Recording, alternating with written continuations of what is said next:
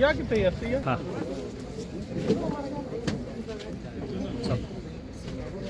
हे पत्रकार परिषद आपल्या सर्वांना बोलवण्याचं कारण असं होतं की गेल्या 3 ते 4 दिवसापूर्वी आपल्या जिल्ह्याचे सन्मान्य खासदार ओमराजे निंबाळकर यांनी एक कलेक्टरांना आणि SP-ना एक पत्र दिलं होतं. उमरगा नगरपालिकेच्या प्रचाराच्या अनुषंगाने, निवडणुकीच्या अनुषंगाने, की प्रभाग 4 आणि 5 मध्ये दहशतीचं वातावरण निर्माण केलं जाते आणि इथं उमेदवार जे आहेत ते मी हसीना पारकर वगैरे आहे म्हणून असा प्रचार करत आहेत. तुम्ही मला मतदान नाही केलं तर मी तुम्हाला 20 तारखेच्या नंतर बघते वगैरे.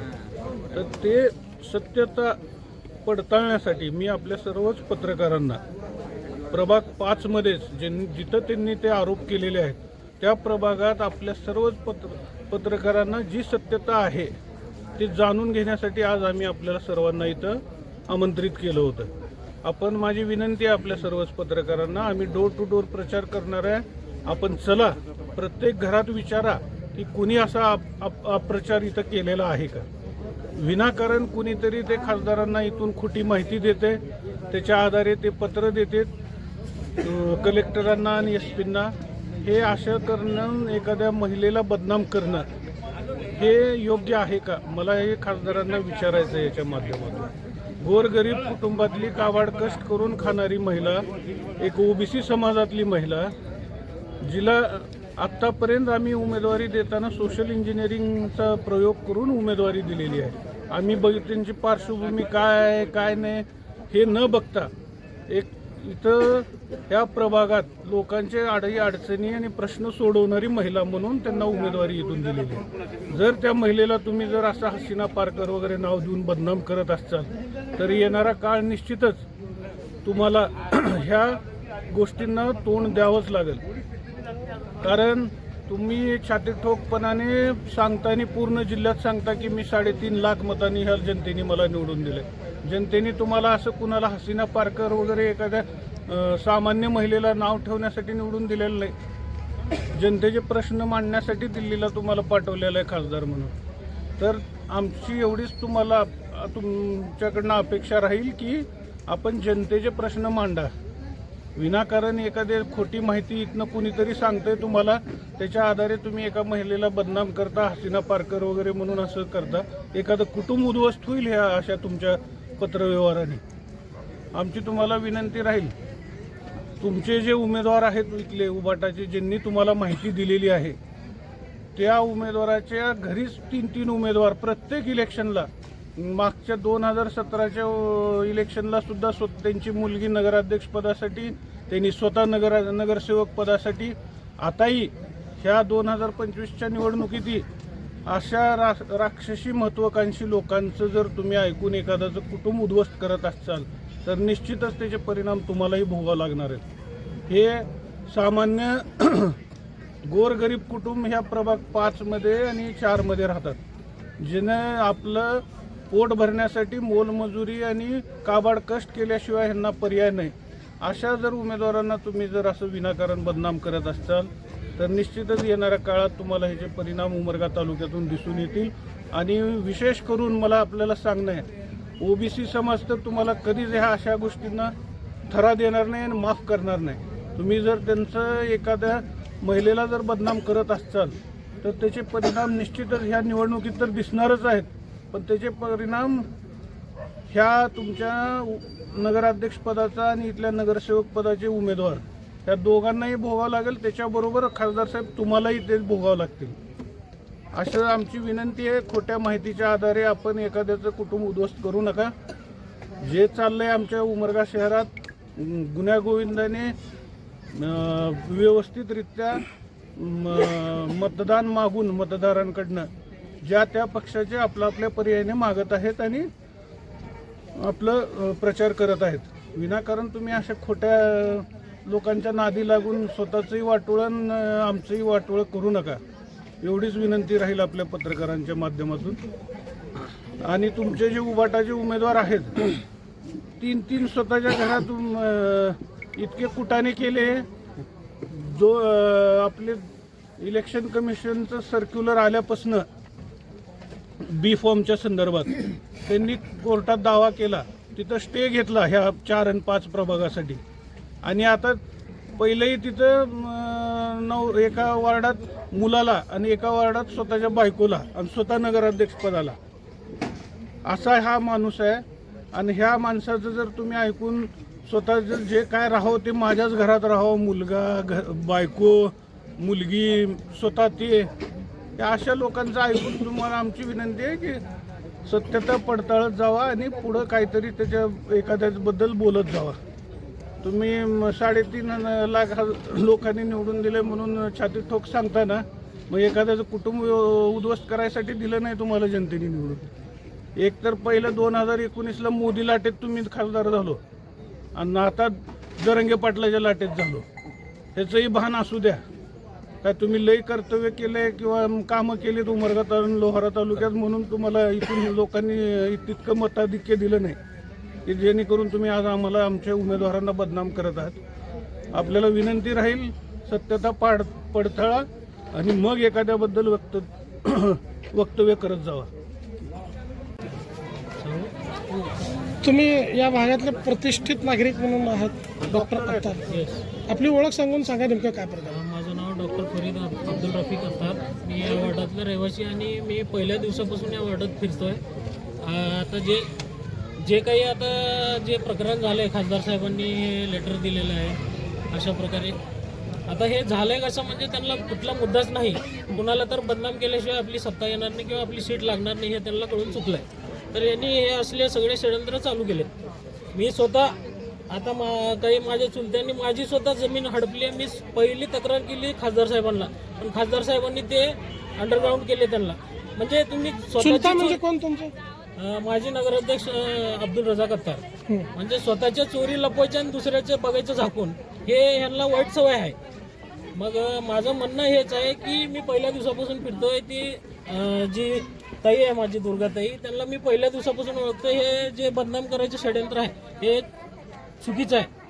हसीना पारकर म्हणणे हे म्हणणे मी व ही प्रभाग नंबर 5 मधली जनता सगळी ह्यांना निवडणुकीमध्ये दाखवून देईल की खरं हसीना पारकर आणि खरं दाऊद कोण आहे हे कळलं निवडणुकीमध्ये. हुआ क्या ना आता 20 तारखेला मतदान आहे, अगदी काही दिवसावर मतदान आहे आणि या प्रचारादरम्यान कधी कोण तुमच्या घरी येऊन धमकी दिला का? नहीं ऐसा तो हुआ नहीं, लेकिन तुम आज तक जिंदगी में सुने क्या कभी धमकी के ऊपर मतदान हुआ? ये बहुत गौर से सोचने की बात है.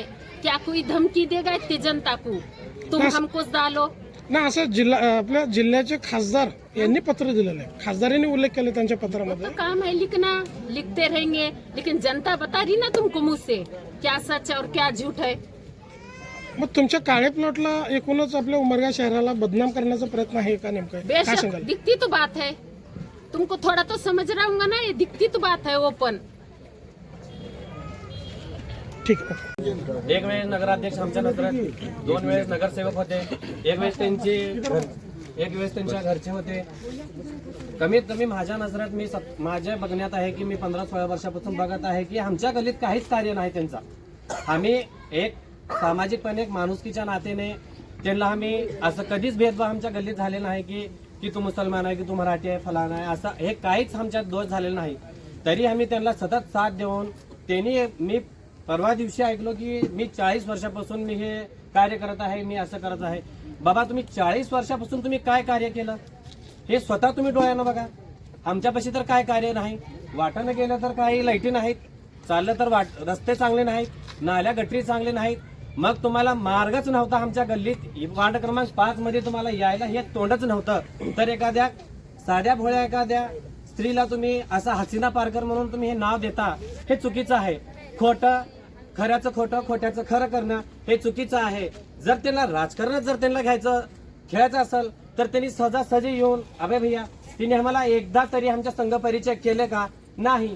कारण त्यांच्यापाशी जे चोर गुण आहेत, जसं की चोर गुण आहेत, आमच्या गरिबी परिस्थितीत आज बी बाया दिवसभर 200 रुपयाला काम करून त्यांनी आज इथं ह्या सभेला उपस्थित आहेत. तर आम्ही दिवसभर काम करून संध्याकाळी आम्हाला 200चं पाणी खरेदी घ्यावं पडतं. त्यांच्या घरात रात्रंदिवस पाणी आहे. हे कोण विचारणार नागरिक आहे का? नाही. कारण त्यांचं चाललंय जसं की आता विनाकारण हसीना पारकर असं नाव दिले. मग ह्या महिलेला वार्ड क्रमांक 5 मध्ये जर दुर्गाताईला हसीना पारकर दिलं, घरोघर एक महिला आम्हाला तेवढीच, हे 100 महिला आम्हाला तेवढेच. एकाला नाव तुम्ही ठेवलं तर आम्हाला 100 नाव ठेवल्यासारखं आहे. खरं आहे का नाही? एकाला नाव ठेवलं. मग ह्या वार्ड क्रमांक 5 मध्ये हे हसीना पारकर आहे, तर त्यांची बी एक घरची महिला आहे. ते कोण आहे? या राजकारणामध्ये जर हे नाव आलं असाल हसीना पारकर असं म्हणून जर तुम्ही राजकारण खेळत असाल, मग त्यांनी कोण आहे? त्यांनी नारी आहे, हे नारी नाही. तुम्ही या प्रभागातले मतदार आहात, या प्रचारादरम्यान कुणी येऊन तुम्हाला असं धमकी दिलेलं आहे का की मी हसीना पारकर या भागाची आहे, मतदान नाही केलं तर जगणं कठीण होईल, असं कोण दहशत निर्माण करण्याचा प्रयत्न करतो का? पहिली गोष्ट मी पुजारी आहे, मला खोटं बोलणं होत नाही, रिश्वर घेणं होत नाही. आम्हाला कोण दमदाटी दिलेलं नाही. आज हिने या पदावर आहेत आणि हे कार्य तिने हातावर धरले, हे आजची गोष्ट आहे.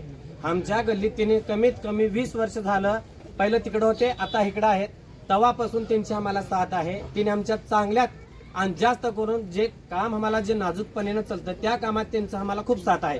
आज त्यांनी राजकारणात उतरले, त्यांनी 20 वर्षापासून त्यांना आम्ही साथ देत आलो. त्यांनी आम्हाला आमच्या कोणतीच समस्या सोडवली नाहीत. त्यांनी कोणतीच समस्या नाही. दुर्गाताईंचा स्वभाव कसा? दुर्गाताईचा स्वभाव, तिने आजपर्यंत कधी ग्रहग्रस्ती सोडून कधी बाहेर आले नाहीत. त्यांना बाहेरची वाट दाखवलं आम्ही,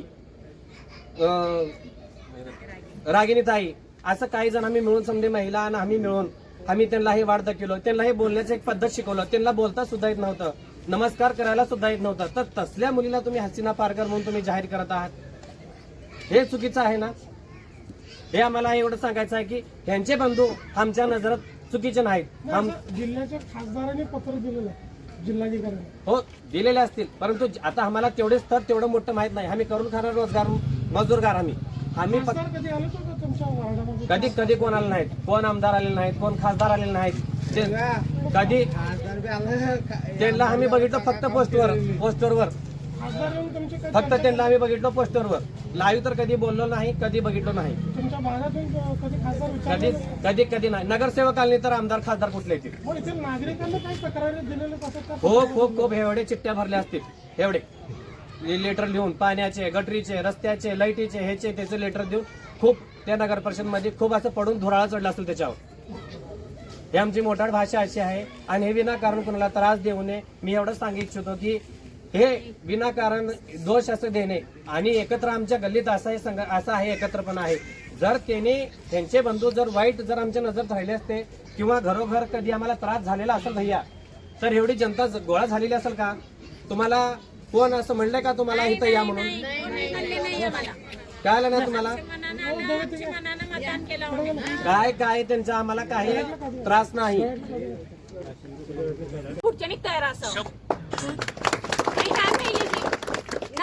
प्रत्येक शक्तीचं रूप नारी असते. मग आमच्या नारीचं रूप बघायची त्यांची तयारी असेल तर हसीना लावा ना कुठली फासीना लावा, काहीही फरक पडत नाही.